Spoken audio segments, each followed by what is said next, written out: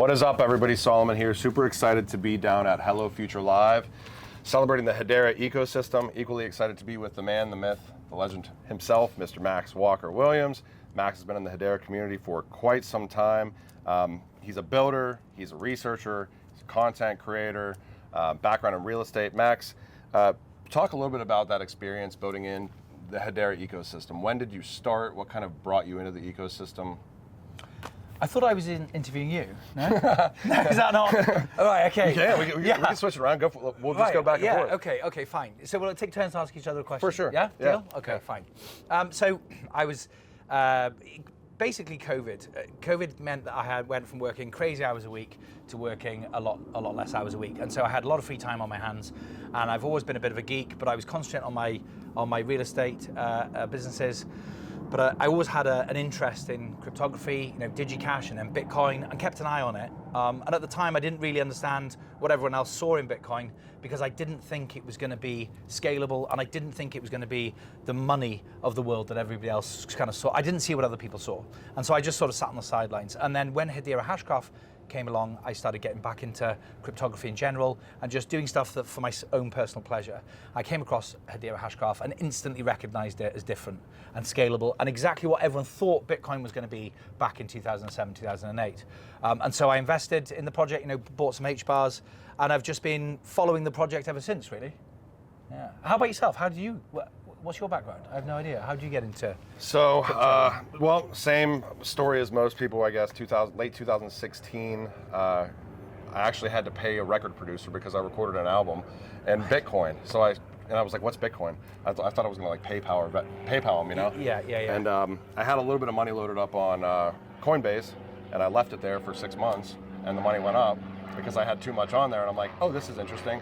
So I thought everything was going to go up. Yeah, always. Everything always, yeah. And long story short, experienced 2017 and 2018 after that horrendous crash, everything else had happened. Kind of similar to you, I was like looking at Bitcoin and other things. I'm like, this, because we've all experienced like sending a Bitcoin or sending some Bitcoin, and being nervous for an hour and a half while it doesn't go through. Start looking into other things. Ended up finding Hedera, I think it was like 2019 or 2020, where they used to have you could read an article and get streamed micropayments. It was like one of the first things that was kind of public. And then interviewed Christian Hasker in 2020. Just have found a lot of synergy coming from like the XRP community and then the utility aspects there. And it kind of really hasn't stopped since. I mean, you can see how far the network's come. Even since 2019, 2020 as well. Yeah. So. Okay, but that's crypto-centric. How did you how did you get to where you are today in terms of influence and following? How did that start? I think it came about from wanting to be able to research and know what I was actually getting into in this space, because the 2017, 2018, I was literally just buying anything. Yeah, like horse betting. Totally gambling. Yeah. And then the research, and then doing videos and actually trying to like do deep dives into. It started with XRP, like I mentioned, but then diversifying out in 2019. I don't know. It's probably similar to you. Like once you get the bug, it's hard to get rid of the bug. For how much information. You're almost like obsessed with like trying to research and find as much as you can about this space. Yeah, I get that. Yeah, I mean. In that sense, I mean, you do a ton of research yourself, and I would love to kind of hear the process, because you've done immense breakdowns of a lot of different assets. I know that you do a lot within Hedera, but you do breakdowns with other ecosystems as well. A lot of people don't see what that process looks like, and it's like there's not like a huge amount of gratitude sometimes, because it's like they just see the end result of the product. Yeah. I know we were talking about that even yesterday. If you could maybe bring up kind of what that process well, it's like is. anything in life. People see a guy or a girl in a Lamborghini, and they see the end result. What they don't see is the years of hard work that went into getting that car, usually. And it's exactly the same with research or anything else that anybody does. They see the end video, but they don't see the days and days and sometimes weeks, literally weeks of research that goes into creating content like yours and mine. And actually, it's interesting because recently on X, previously Twitter, I'm still getting used to the Twitter X thing, still calling it Twitter.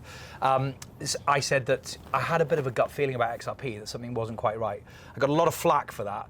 And then, so that was, say, on a Monday. And I said, but I'm going to do a deep dive. I'm going to revisit the project and let's have a look, see what's going on. And on Tuesday, people are chasing me for the video. It's like, no, you don't understand. No, I'm going to need like 3 weeks. And they were going, why? And people really have no context of what goes into creating real quality content. And it's a shame because a lot of the stuff in our industry is the way to get a bigger following usually quicker is just very like sugar rush stuff, just promises of crazy price predictions, and it gets clicks and it gets follows and stuff, but it's all nonsense. Well, the majority of it's nonsense. I couldn't agree more. Even from I know that we focused a lot on bringing ecosystems together and the cross-chain stuff, as well as some of the unique stuff, and there's so much work that goes on behind the scenes, like coordinating all of these different ecosystems, even like down to like administrative tasks to make sure that we're all lined up. And then you kind of have the one big bang moment where you actually do an event or do a spaces or do an interview or whatever else it is. And it's almost like, what have you done for me lately, right? Because people are always wanting the next thing. I think that's why when you mentioned hype for the sake of hype type content, it's not very difficult to do that. The people that do that type of content, there's a reason that they can push out 2 or 3 videos a day, because there's not a lot of thought process behind well, that's it. exactly it. It's mathematically impossible to do the research required to create quality video in the time frame, and they're pumping out 2-3 videos a day exactly. But unfortunately, they're the ones that get the biggest reward in terms of influence and following and that sort of thing. And that's a real shame in this space. I think that'll change over time.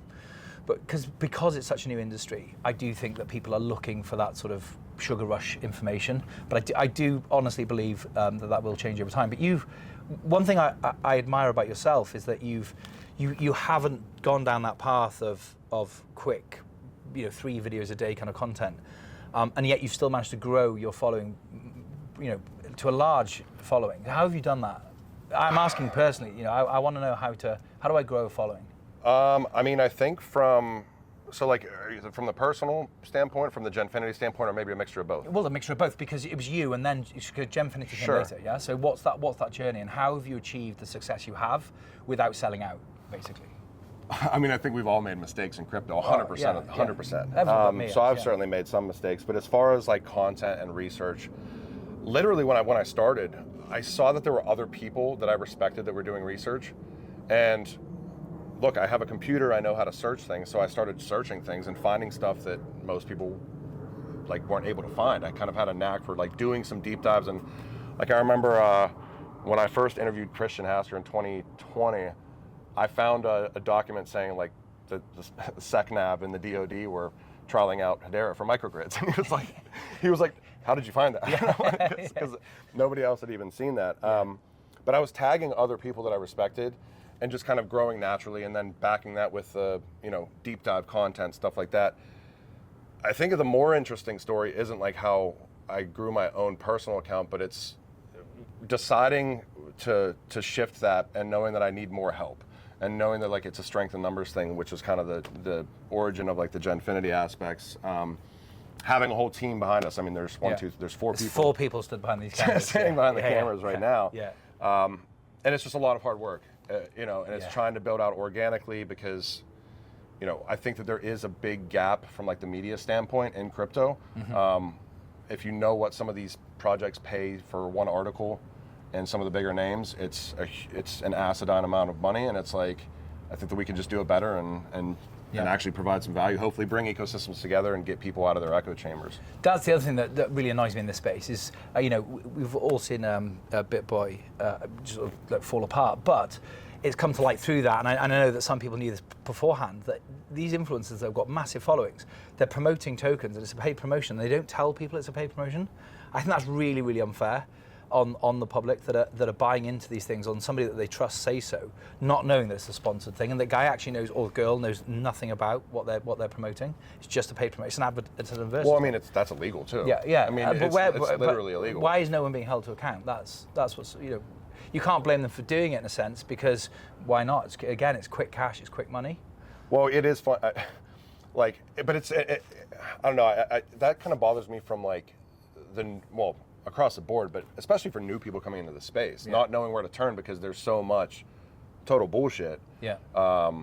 Where you see stuff like that, and you see somebody has a lot of followers, so they must know what they're doing, and they post this thing, and on the back end that they literally just got paid in the same token that they're telling you to buy, and they're dumping. They're reading it. off a script like, what's today's pump? Yeah, it's just absolute nonsense, and nobody's being held to account for it. I think, I'm kind of curious as far as like, when did you decide? Because obviously you started with like research and researching the space. When did you decide to build in this space, like on the back end with like mint condition and?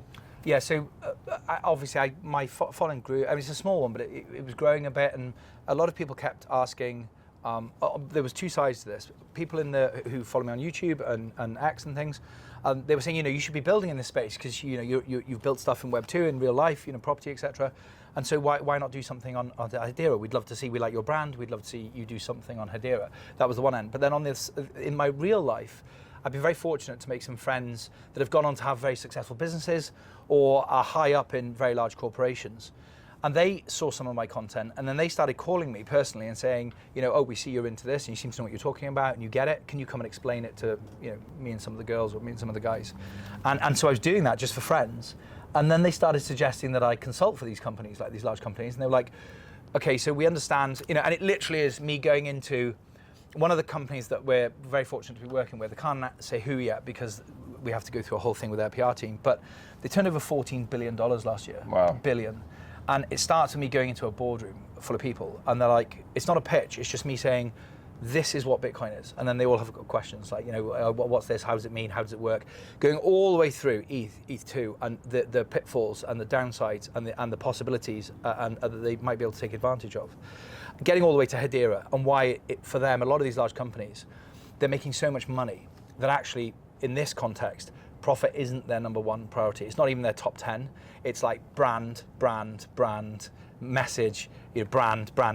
So they want to protect the brand. That's the key thing, and they do not want people coming into their place of business, their shop, their studio, their car garage, whatever it might be, and super gluing themselves to stuff. And they don't want to be listing things next to a Pepe frog or whatever else junk you see on OpenSea or wherever. And so it's about this whole conversation. They were like, okay, we now understand that Hedera ticks the boxes. We get it. No question there.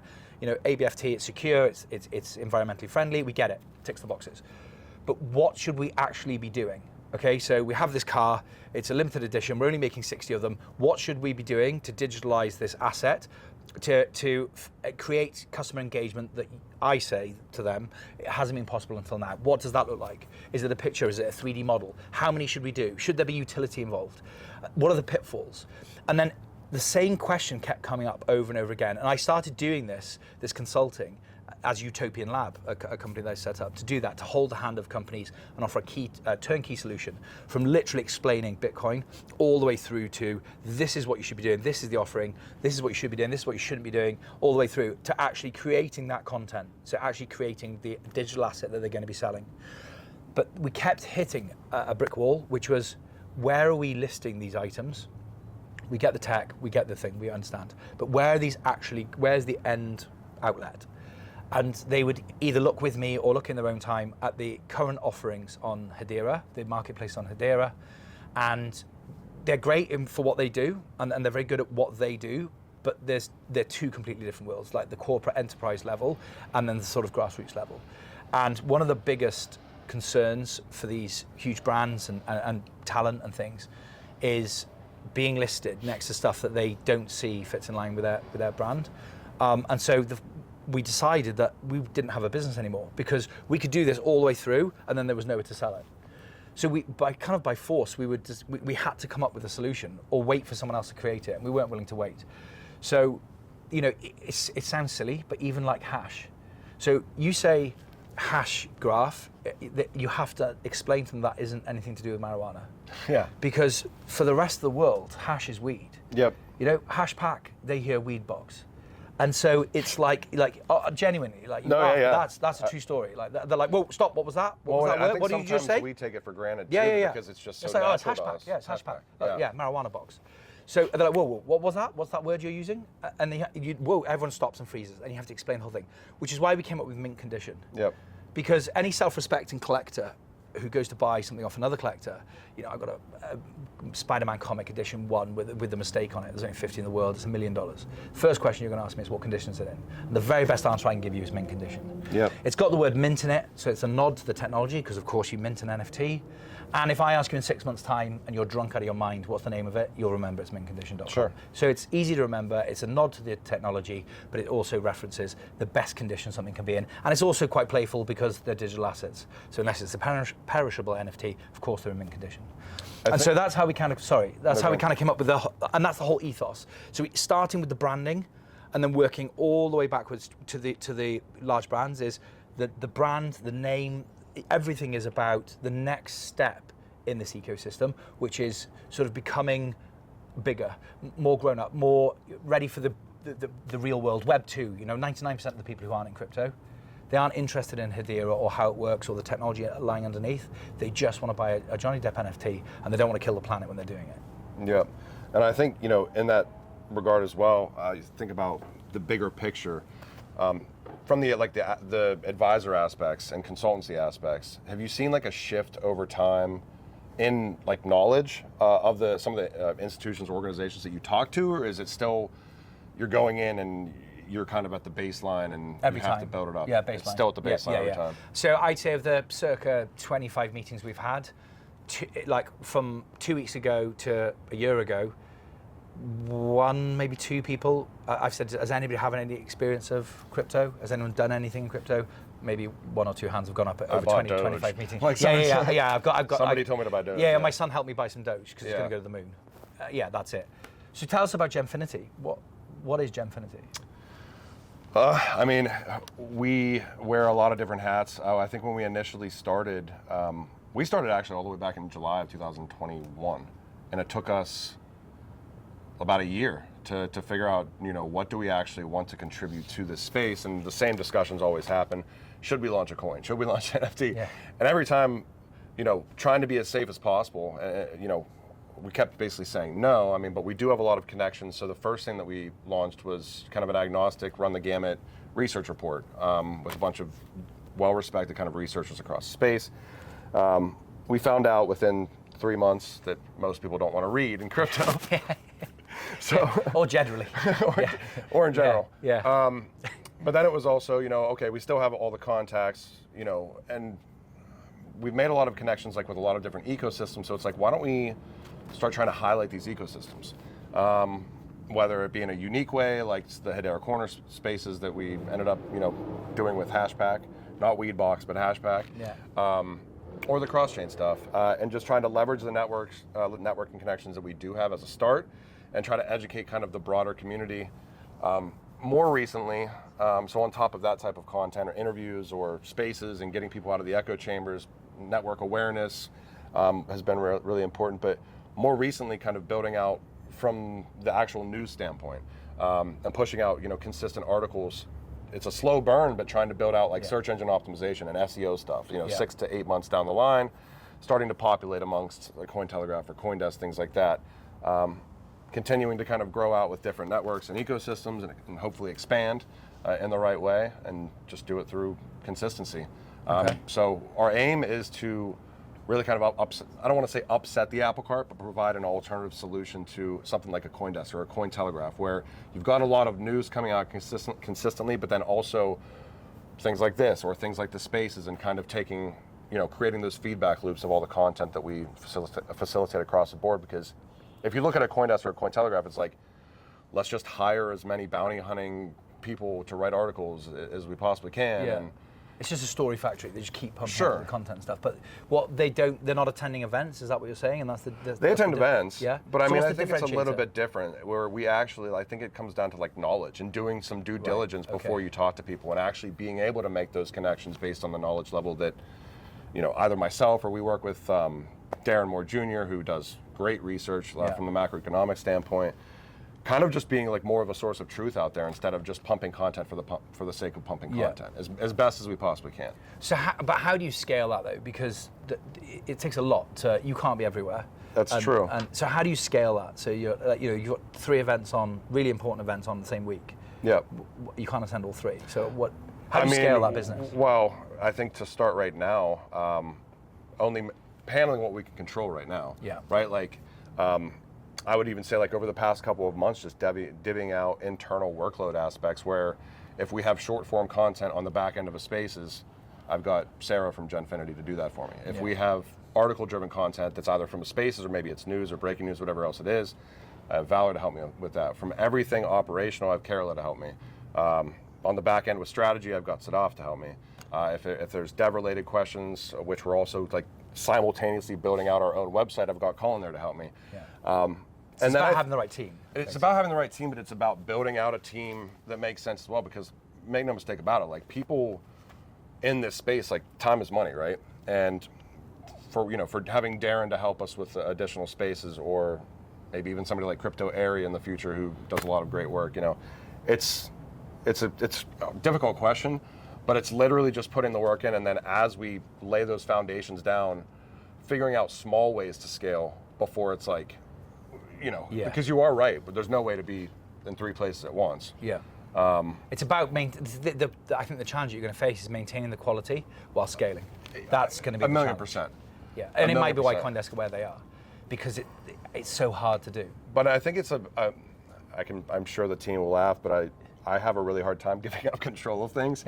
I'm a historic micromanager. But I've gotten way better at that. Right. Okay. And I've had to, because we're doing so much right now that unless I give up that control, unless I let people help, that's the way that we really, are going to continue to grow. But putting people in the right positions though that care about the quality is going to be massively important. Right now, the team that we have does. Yeah.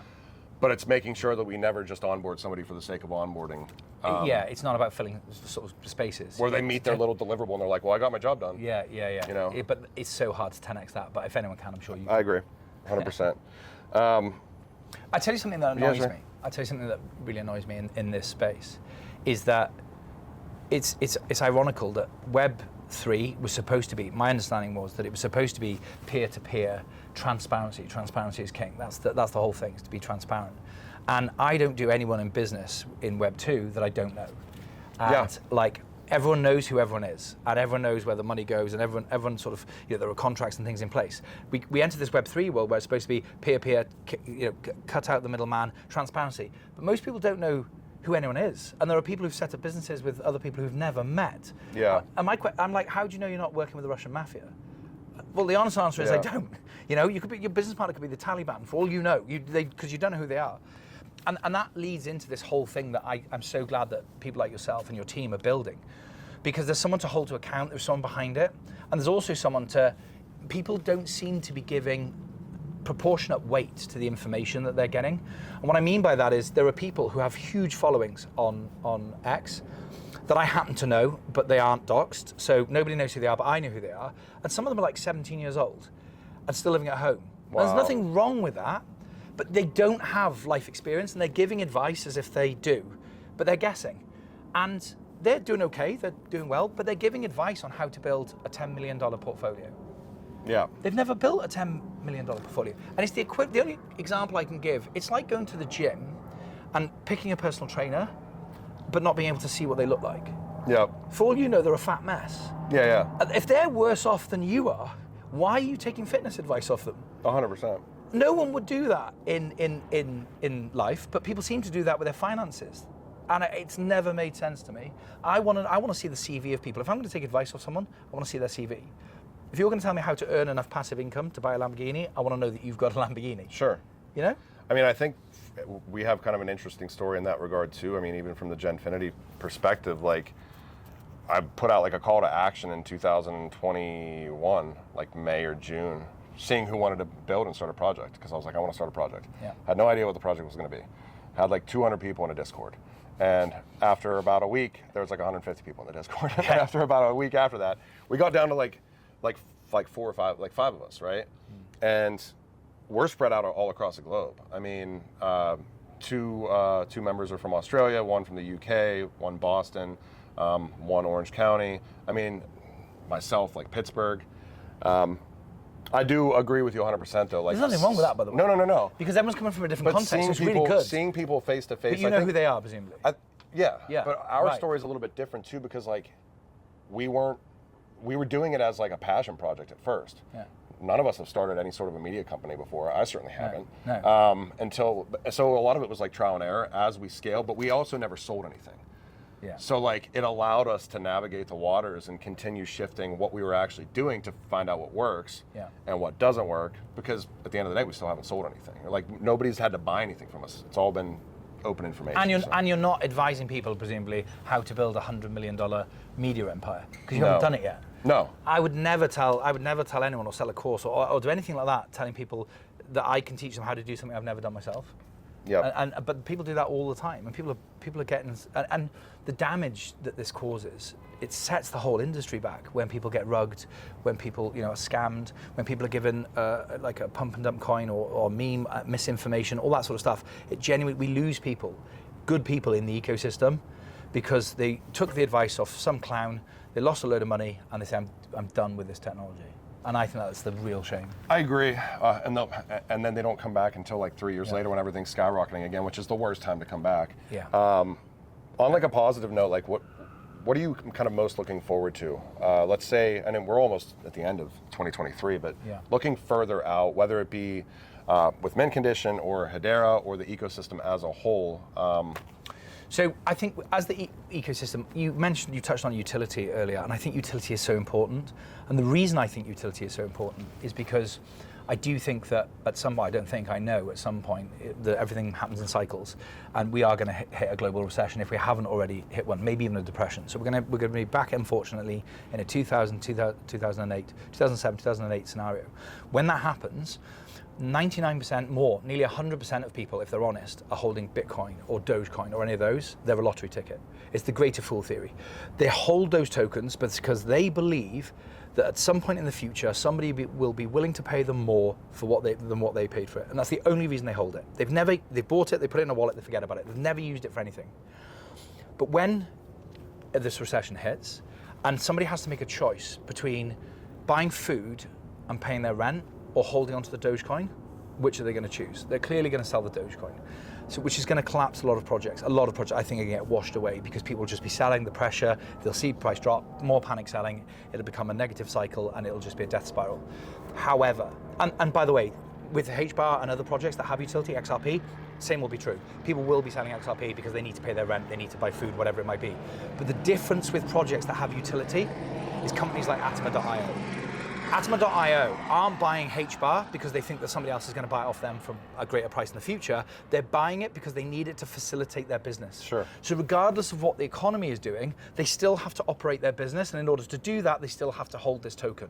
And that is why the projects with real world utility are going to come out the other side even stronger, because there's going to be less competition. And that's, to me, why utility is so important.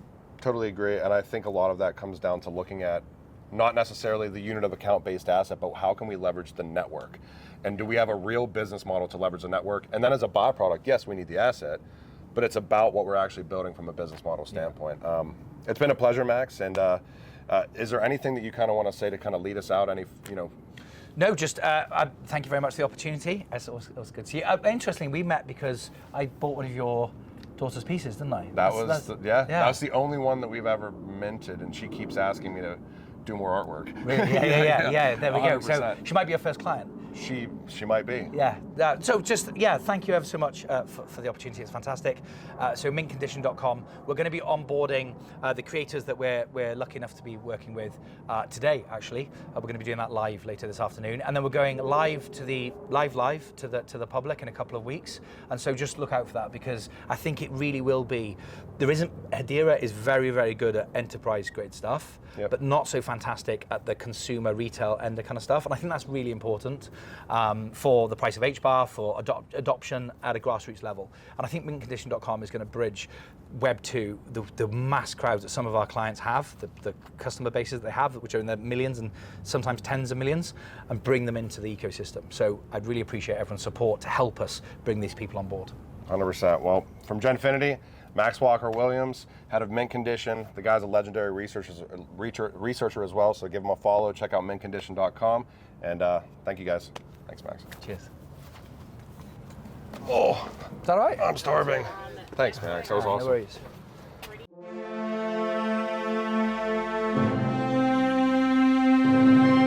Mintcondition.com